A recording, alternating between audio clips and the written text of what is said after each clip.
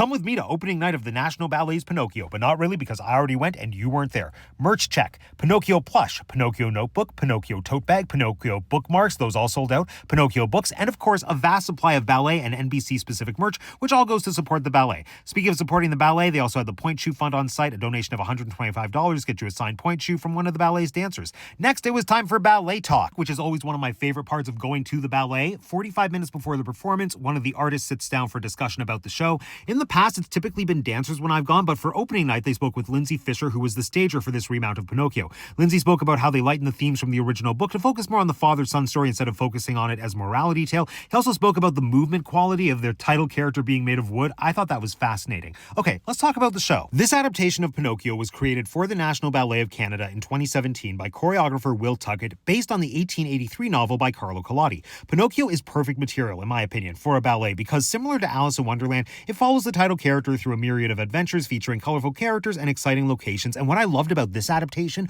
was it was set in Canada. From Geppetto being reimagined as a lumberjack to Pinocchio's maritime community and even a Mountie being thrown in for good measure, there was something thrilling about seeing this classic story reimagined through a Canadian lens. And that's not the only thing that makes this production unique. Unlike most ballets, this production uses spoken word alongside dance to tell the story by incorporating two actor narrators as extensions of the Blue Fairy. The night I went, they were played by Maya Doherty and Trevor Patt, who were both wonderful. In addition to voicing some of the characters, the narrators primarily served as Pinocchio's conscience, and they guide him through his journey by delivering poems about what it means to be a real boy in between the dance sequences. I think the use of narrators is a brilliant way to incorporate some of that Jiminy Cricket-like moral philosophy, which is so intrinsic to the Pinocchio story, while also making the production more accessible for younger audience members. That said, I felt like some of the lines were audibly lost, just given the acoustics of the Four Seasons Center, and I personally preferred when the storytelling was told entirely through movement, because that's what truly made this production so special, the storytelling through movement. This production features all the technical precision you would expect from the National Ballet,